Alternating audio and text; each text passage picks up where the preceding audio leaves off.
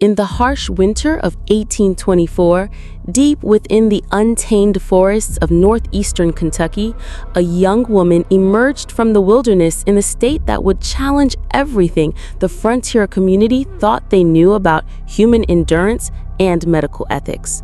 Sarah Whitmore, barely 21 years old, had vanished without explanation during the previous autumn, leaving behind only questions and a desperate search that yielded nothing but false hope and growing despair among those who had known her vibrant spirit. When local trappers discovered her wandering through a snow-covered valley near what is now Rowan County, she was barely clothed despite the bitter cold that had already claimed the lives of several livestock and threatened the survival of even the hardiest frontier families. Her skin bore strange markings that defied explanation, geometric patterns that seemed to follow some deliberate design rather than the random scarring one might expect from animal attacks or wilderness accidents.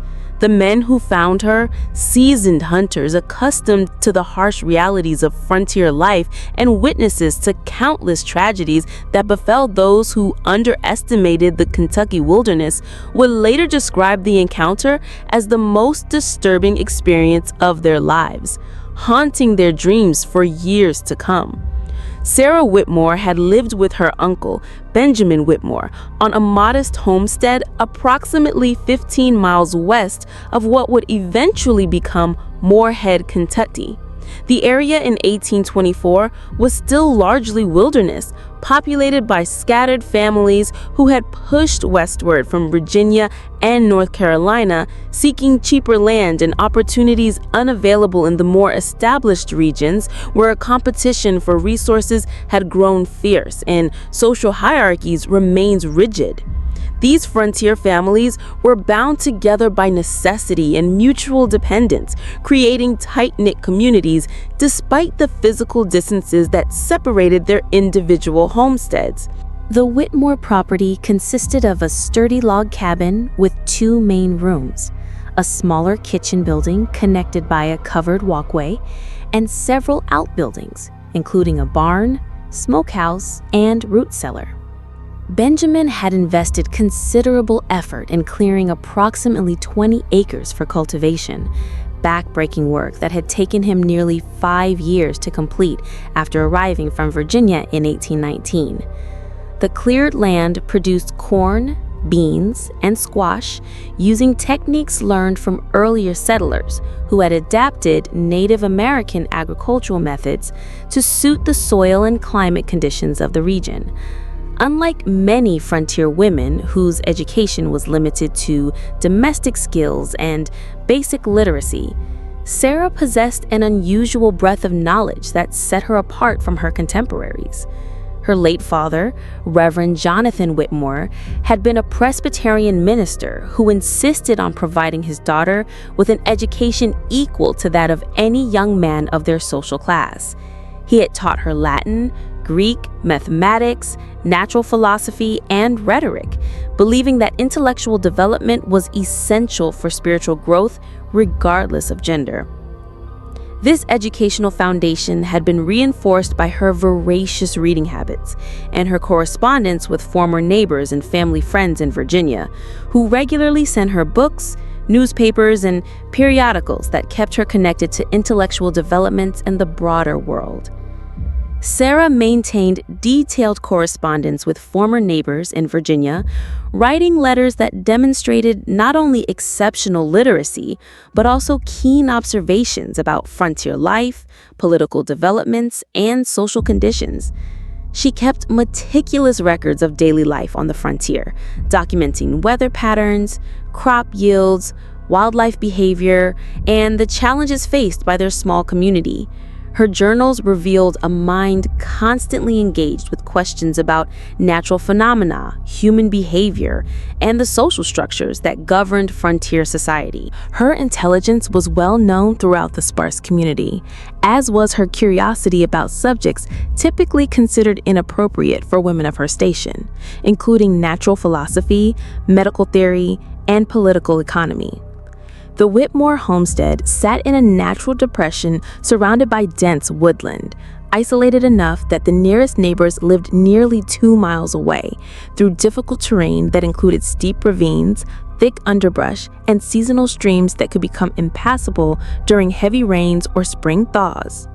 This isolation was both a blessing and a curse, providing protection from casual interference by hostile strangers or government officials seeking to collect taxes or enforce regulations, but also ensuring that help was far away when troubles arose. The surrounding forest provided abundant game, timber for construction and fuel, and wild plants that supplemented their agricultural production. But it also harbored dangers, including wolves, bears, poisonous snakes, and the ever-present risk of becoming lost in terrain that could disorient even experienced woodsmen. Benjamin Whitmore had chosen this location specifically for its defensive advantages and natural resources, but the isolation had proven challenging for Sarah, whose intellectual needs were difficult to satisfy in such a remote setting. She had formed a close friendship with Elizabeth Crawford, whose family lived closest to the Whitmore property, despite the considerable effort required to maintain regular contact across the difficult terrain. Elizabeth, though less formally educated than Sarah, possessed practical wisdom gained from years of frontier life and served as Sarah's primary source of female companionship and emotional support. Dr. Alexander Morrison served as the region's only trained physician, having moved west from Richmond in 1820 after completing his medical education at the Medical College of Virginia. His decision to establish practice in the Kentucky wilderness had been motivated partly by idealism about serving underserved populations, and partly by financial necessity, as competition among physicians in established cities had made it difficult for young doctors to build profitable practices. He was known throughout the region for his methodical approach to treatment, his willingness to travel long distances to reach patients, and his habit of maintaining detailed records of every case he encountered, a practice that proved invaluable in tracking disease patterns and developing treatment protocols adapted to frontier conditions. Dr. Morrison had treated Sarah several times over the years for minor ailments and routine care, always noting in his records her remarkable intelligence, her extensive knowledge of herbal remedies and folk medicine practices, and her exceptional physical resilience. She had assisted him during several medical emergencies in the community, demonstrating not only steady nerves and quick thinking, but also an intuitive understanding of medical procedures that impressed him greatly. He had often remarked to colleagues that Sarah's intelligence and educational background would have made her an excellent candidate for medical training if such opportunities had been available to women of their era and social circumstances. The autumn of 1824 had been particularly challenging for the Whitmore family due to a series of misfortunes that tested their resilience and strained their resources. Benjamin had suffered a serious leg injury during harvest season when a falling tree branch had struck him while he was clearing deadfall from their property. The injury had resulted in a compound fracture that Dr. Morrison had treated successfully, but the healing process required Benjamin to remain relatively immobile for several weeks during the critical period when their crops needed to be harvested and preserved for winter storage. This situation had left much of the farm's operation to Sarah, who had managed the responsibilities admirably despite the physical demands and the emotional stress of caring for her injured uncle while maintaining their agricultural production. She had organized neighbors to assist with the harvest, coordinated the processing and storage of their crops, and managed the complex logistics of preparing their homestead for winter survival. Neighbors observed that she seemed increasingly withdrawn and exhausted as the weeks progressed, displaying signs of strain that were understandable, given the enormous responsibilities she had shouldered. Elizabeth Crawford, whose family lived closest to the Whitmore property, later told investigators that Sarah had stopped her regular visits in early September, which was unusual given their close friendship and Sarah's typical eagerness to maintain social connections despite the distance between their homes. Elizabeth had attributed this change to the demands of caring for Benjamin and managing the harvest, but she had been concerned about Sarah's apparent isolation during such a stressful period. She had made several attempts to visit the Whitmore homestead, but each time, Sarah had politely declined invitations to spend time together, claiming that her responsibilities prevented her from leaving Benjamin alone for extended periods. Sarah's disappearance on October 3, 1824, was particularly troubling because of its sudden nature and the complete absence of any warning signs or explanatory circumstances. Benjamin Whitmore awoke that morning to find his niece's bed empty and several of her personal belongings, including her cherished books, writing materials, and some clothing, missing from the cabin. There were no signs of struggle, no evidence of forced entry, no disturbed belongings that might indicate a hasty departure, and no indication of where she might have gone or why she might have chosen to leave without explanation. The discovery was especially puzzling because Sarah had shown no previous inclination to abandon her responsibilities or leave Benjamin in his vulnerable condition. She had been devoted to his care and had repeatedly expressed her commitment to ensuring his complete recovery before resuming normal activities.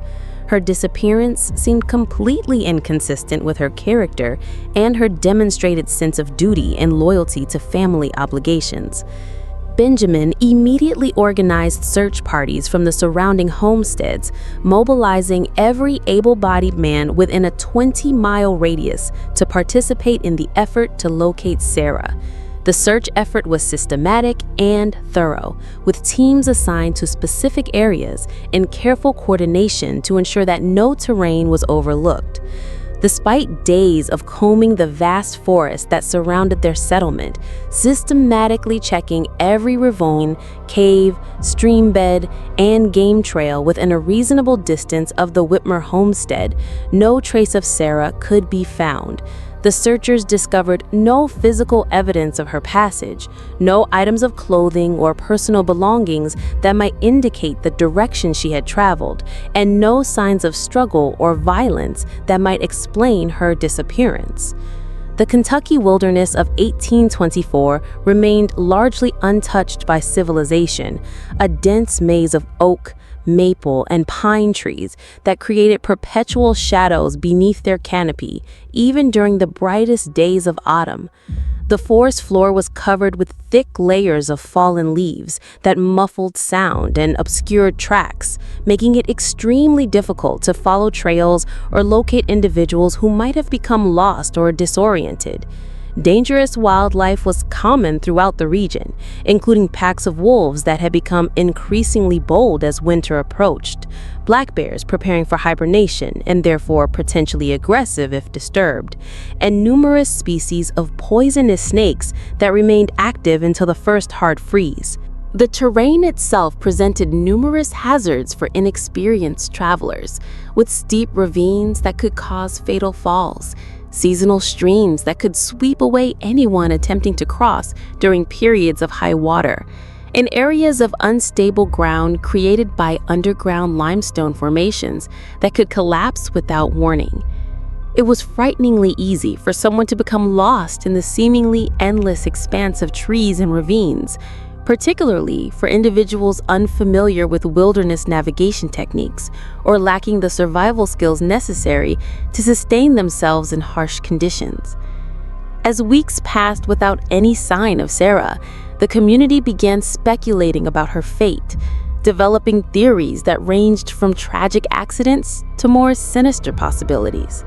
Some believed wild animals had taken her, pointing to evidence of increased predator activity in the region and the discovery of livestock remains that suggested aggressive wolf behavior. Others suspected she might have been captured by the few remaining Native American groups still active in the region, though there had been no recent reports of hostile activities, and most local tribes had established peaceful relationships with the frontier settlements. A minority of community members suggested she had simply fled, perhaps to join relatives in Virginia, or to escape the pressures of caring for her injured uncle and managing their homestead alone. However, this theory was quickly dismissed by those who knew her well, particularly Elizabeth Crawford and Dr. Morrison, who insisted that Sarah's character and demonstrated loyalty made such abandonment completely inconsistent with her established behavior patterns. They argued that she would never have left Benjamin in his vulnerable condition without making arrangements for his care or providing some explanation for her departure. The winter of 1824-1825 proved to be one of the harshest in recent memory, with temperatures dropping far below normal levels and snowfall accumulating to depths that made travel between homesteads extremely difficult and dangerous. The extreme weather conditions made continued searching impossible and added urgency to concerns about Sarah's survival, as even experienced woodsmen would have struggled to survive extended exposure to such brutal conditions without adequate shelter, clothing, and supplies. The morning of January 12, 1825 dawned brutally cold, with temperatures estimated at nearly 20 degrees below zero, and a bitter wind that seemed to cut through even the heaviest clothing and penetrate the most carefully sealed buildings.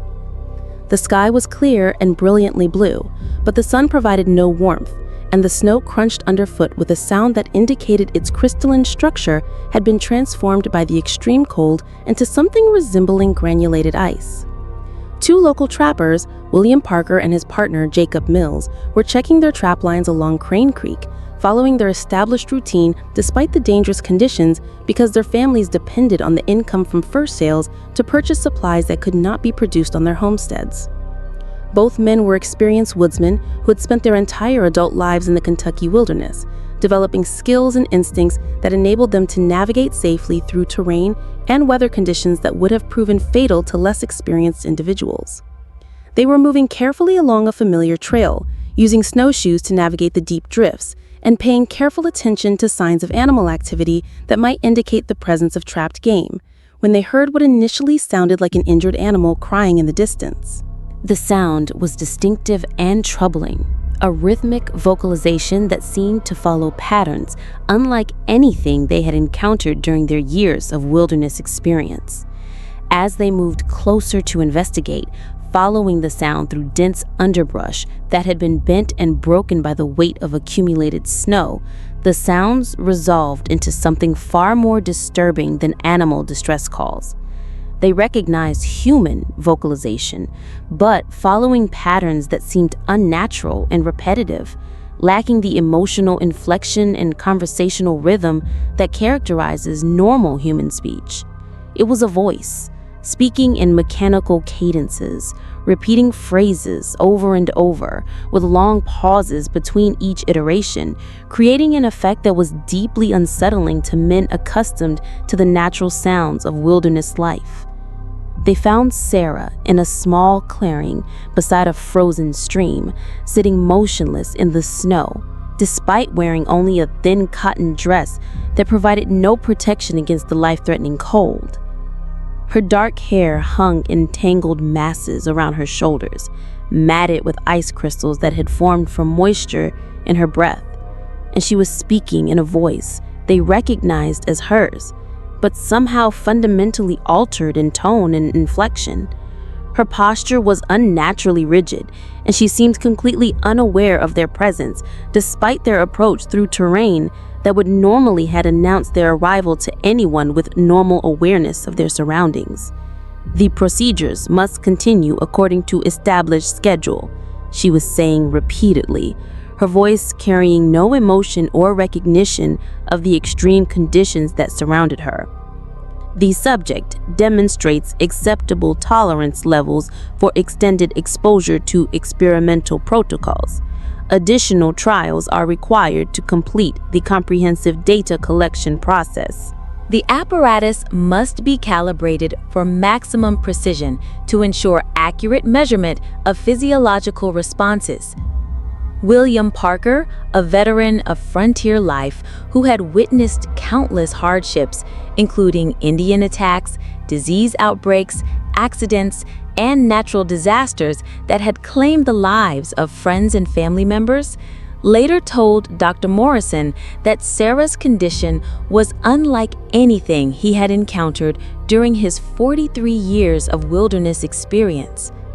It wasn't merely her apparent immunity to the freezing temperature that should have killed anyone exposed to such conditions within minutes, or her repetitive speech patterns that seemed to follow some predetermined script rather than representing spontaneous human communication. What disturbed him most profoundly was the elaborate system of scars covering her exposed skin, forming geometric patterns that looked like carefully planned surgical incisions rather than the random scarring that might result from accidents, animal attacks, or exposure to harsh wilderness conditions. The scars were precisely placed and uniform in depth and spacing, suggesting deliberate creation by someone with detailed anatomical knowledge and considerable skill with surgical instruments. When Jacob Mills attempted to approach her, moving slowly and speaking in gentle tones to avoid startling her, Sarah's head turned toward him with startling suddenness, the movement mechanical and unnatural rather than displaying the fluid motion characteristic of normal human behavior.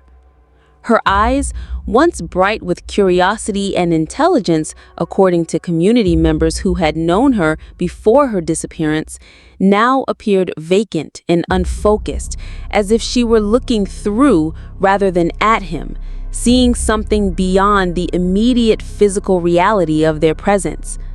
Her speech became more rapid and agitated when she became aware of their proximity, but the content remained clinical and detached, lacking any recognition of her desperate circumstances or any request for assistance. Subject compliance is essential for accurate measurements and reliable data collection, she announced to the frozen landscape around them. The electrical apparatus requires proper conductivity through metal probe insertion at predetermined anatomical locations. The restraining mechanisms must be secured and tested before beginning each experimental session. Temperature variations must be monitored throughout the procedure to ensure subject survival and data validity. The trappers exchanged glances of horror and confusion, recognizing that Sarah's condition represented something far beyond their understanding or ability to address. They wrapped her in their heavy coats and fur-lined outer garments, lifting her carefully from the snow and noting that her body temperature seemed far lower than should have been compatible with consciousness, much less with the complex vocalizations she continued to produce throughout their rescue efforts. They carried her back to the settlement through treacherous terrain made even more dangerous by their burden and by their urgent desire to reach medical assistance as quickly as possible. The journey required nearly 4 hours of careful navigation through snow-covered trails and across frozen streams, with Sarah continuing her mechanical recitations throughout the trip, occasionally varying the content but maintaining the same clinical tone and repetitive structure that had characterized her speech when they first discovered her. Dr. Morrison was summoned immediately upon their arrival, interrupted during his evening meal by urgent knocking that brought him to his door with medical bag in hand, expecting to treat injuries related to the extreme weather conditions that had made travel hazardous throughout the region. What he discovered when he examined Sarah Whitmore would challenge everything he believed about medical ethics, human cruelty, and the boundaries of scientific inquiry. Morrison had practiced medicine for over 15 years, first in Virginia, where he had treated patients ranging from plantation owners to enslaved individuals, and then on the Kentucky frontier, where he had encountered medical challenges that existed beyond the knowledge of contemporary medical texts. He had treated battlefield injuries sustained during conflicts with hostile Native American groups, delivered babies under primitive conditions that would have been considered impossible in established medical centers, diagnosed ailments that seemed to combine elements of known diseases in unprecedented ways, and developed treatment protocols for conditions that had never been documented in medical literature. However, Nothing in his extensive experience had prepared him for the systematic horror he uncovered when examining Sarah Whitmore in the privacy of his office, using every diagnostic technique available to frontier medical practice and calling upon all his training to understand the nature of her condition. The geometric scars covering her body were not random injuries resulting from some accident or attack, nor were they self-inflicted wounds that might indicate mental disturbance or deliberate self-harm. They were precise, methodical incisions that had been made with surgical instruments by someone possessing detailed anatomical knowledge, extensive medical training, and considerable skill with surgical techniques. Each marking was exactly the same depth, approximately 3/16 of an inch, and they formed patterns that seemed to correspond to major nerve pathways, muscle groups, and circulatory systems in ways that suggested deliberate mapping of physiological. The precision was extraordinary, suggesting that whoever had created these markings possessed not only detailed medical knowledge equivalent to university-level training, but considerable practical experience with surgical procedures and anatomical exploration. The scars had healed with minimal infection, indicating that proper medical care had been provided during the recovery periods between procedures, including wound cleaning, bandaging, and monitoring for complications that might threaten the subject's survival.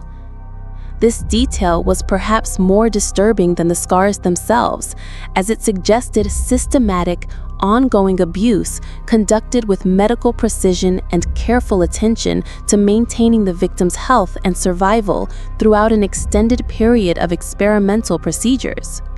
Sarah's behavioral patterns proved even more unsettling than her physical condition, representing a form of psychological damage that Dr. Morrison found impossible to categorize using contemporary understanding of mental disorders.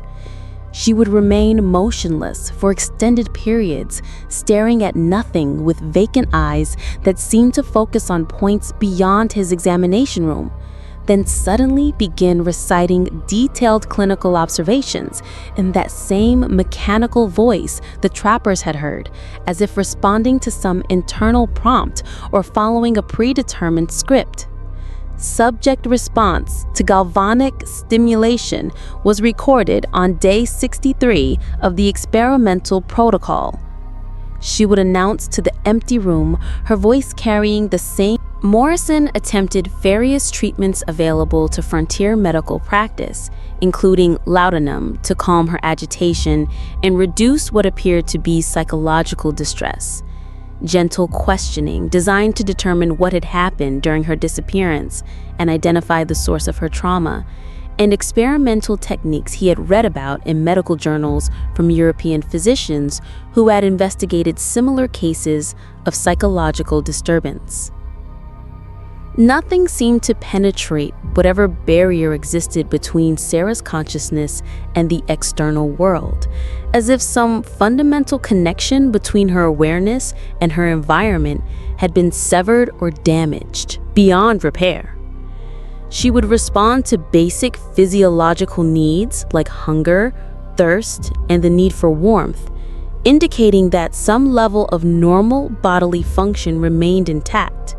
But any attempt to discuss her experiences during the missing months would trigger another recitation of clinical observations, delivered in that same emotionless tone that suggested the words had been rehearsed or programmed, rather than representing spontaneous communication.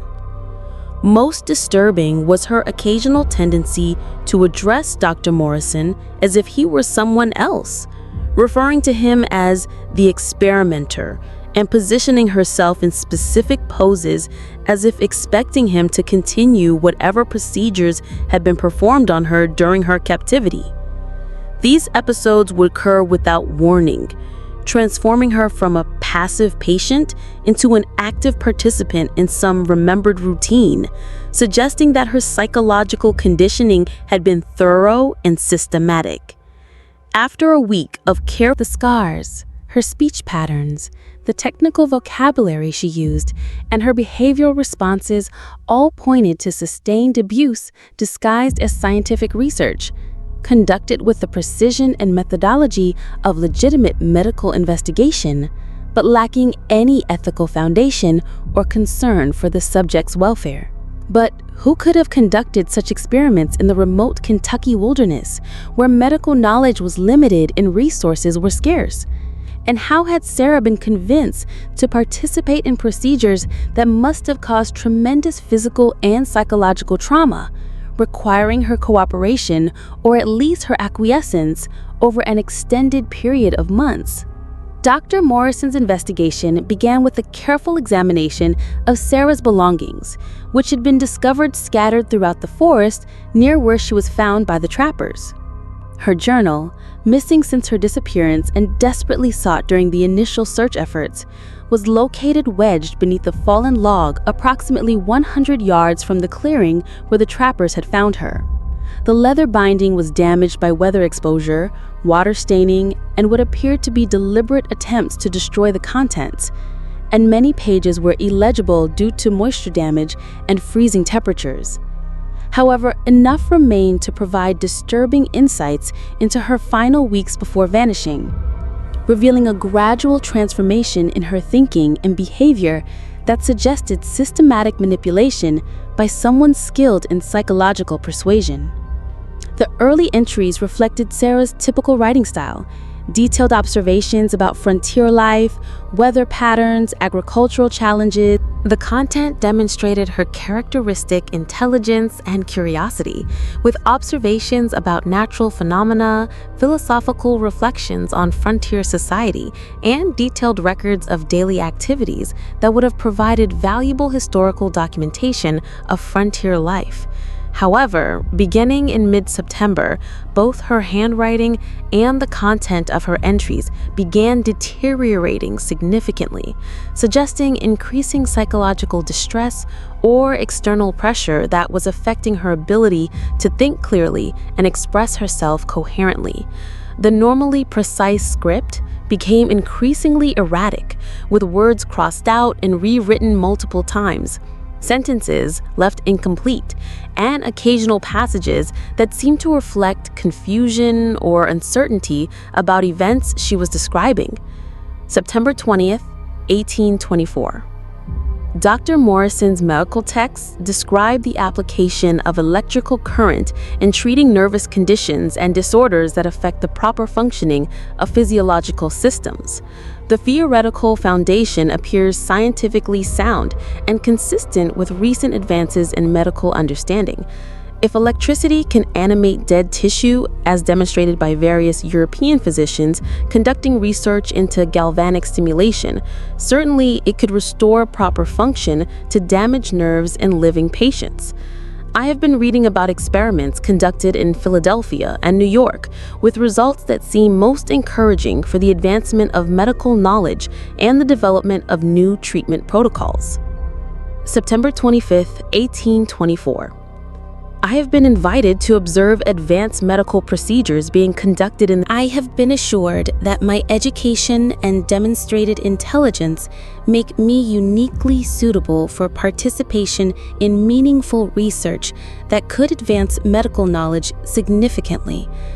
Uncle Benjamin need not know about these visits, as he would not understand the significance of the work being undertaken or appreciate the honor of being selected for such important scientific endeavors. The final legible entry was dated September 30th, just 3 days before her disappearance. The preliminary evaluations have been completed, and I have been selected as ideal for participation in the advanced experimental protocols that represent the cutting edge of medical research. The physician has explained that temporary discomfort is insignificant compared to the permanent advancement of scientific knowledge that will benefit countless future patients. I understand the importance of this work and provide my informed consent willingly, recognizing that my participation represents a contribution to medical science that far exceeds anything I might accomplish through conventional activities. The sessions will commence tomorrow, and I have been assured that my cooperation will be recognized and appreciated by the broader medical community. Dr. Morrison studied these entries with mounting alarm, recognizing that Sarah's references to advanced medical procedures and experimental protocols clearly indicated she had been contacted by another physician, someone who had systematically cultivated her interest in medical science and convinced. While examining Sarah's damaged clothing more carefully, searching for any clues that might indicate where she had been held or who had been responsible for her condition, Dr. Morrison discovered a small Morrison began making discreet inquiries among other settlements in the region, traveling to homesteads and communities within a 50-mile radius to gather information about Sarah's disappearance and any unusual activities that might be connected to her ordeal. Had anyone seen Sarah during the months she was missing? Had any traveling physicians visited the area recently, particularly individuals with access to advanced medical equipment or supplies? Were there reports of unusual activities, unfamiliar people in the vicinity, or anything that might indicate the presence of someone conducting medical experiments? Most responses were negative, but one piece of information proved significant and provided the first substantial clue to understanding how and where Sarah's ordeal had taken place.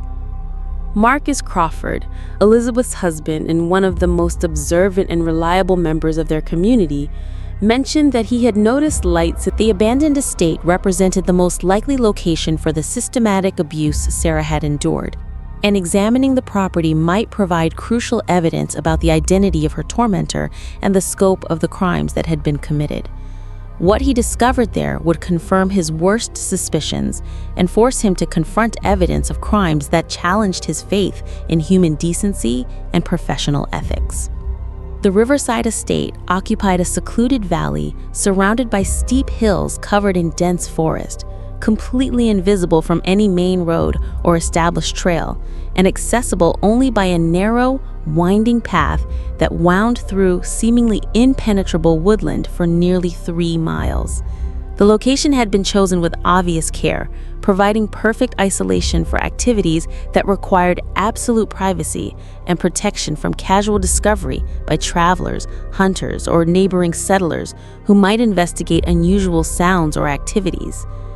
Dr. Morrison approached the abandoned property on the morning of January 20th, 1825, struck by how perfectly the natural terrain served to conceal whatever activities might be conducted there.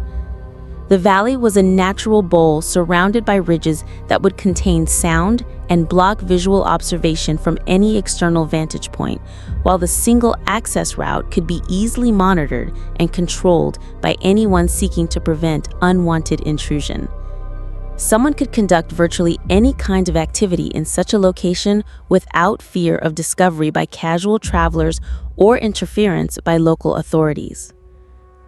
The main house was a substantial log structure that had been built with considerable expense. He had intended the property to serve as a summer residence where his family could escape the heat and disease risks of established settlements while maintaining the amenities and comforts of civilized life.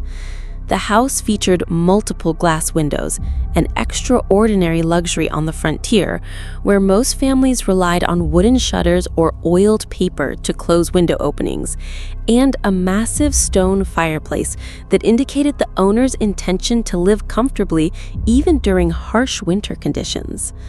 The construction quality was exceptional, with carefully fitted logs, sophisticated joinery techniques, and attention to insulation and weatherproofing that reflected professional craftsmanship rather than the improvised building methods typical of frontier construction.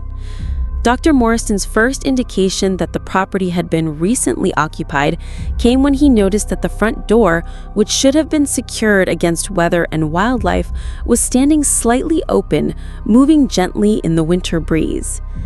As he approached more closely, he observed that the hinges had been recently oiled and maintained, and the door opened silently when he pushed against it, suggesting systematic care and maintenance by someone familiar with the property's layout and mechanical systems. Inside, the main room showed clear evidence of recent habitation that contradicted the property's supposed abandonment following Jonathan Riverside's death from consumption in 1822. The wooden floors had been swept clean and showed patterns of regular use, with worn areas corresponding to frequently traveled paths between different areas of the room. There was a lingering smell of lamp oil in the air. Morrison recognized as advanced treatises on anatomy, surgical procedures, and experimental medical techniques that would have been expensive to acquire and difficult to obtain in frontier regions. The presence of such sophisticated medical literature in an abandoned property provided the first concrete evidence that someone with advanced medical training had been using the location for professional purposes. But it was what he found in the rear room that made his blood freeze and confirmed his worst fears about the nature of Sarah's ordeal. The space had been systematically converted into what could only be described as a primitive but sophisticated medical laboratory, equipped with apparatus and instruments that represented a significant investment in specialized equipment designed for experimental medical procedures on human subjects.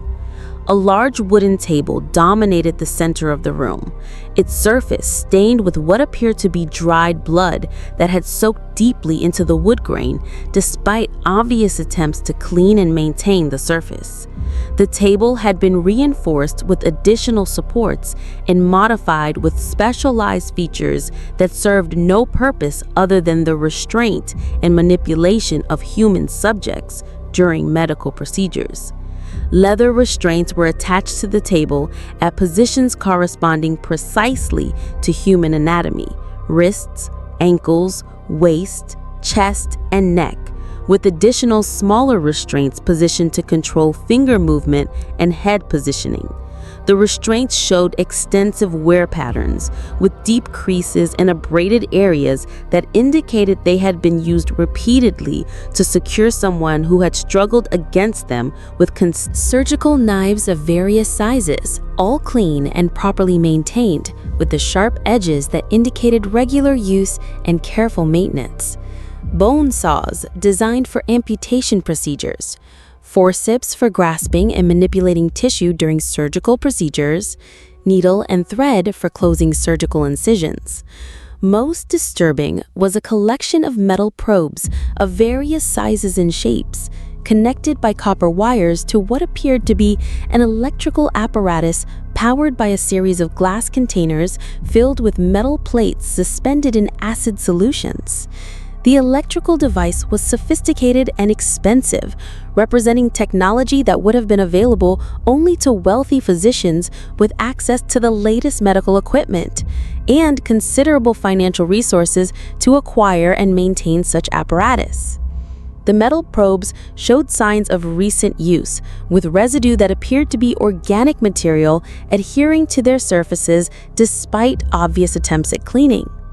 Several of the probes were designed with specialized tips that could be heated using the electrical current, creating instruments capable of cauterizing tissue or inflicting precisely controlled thermal damage to specific anatomical locations.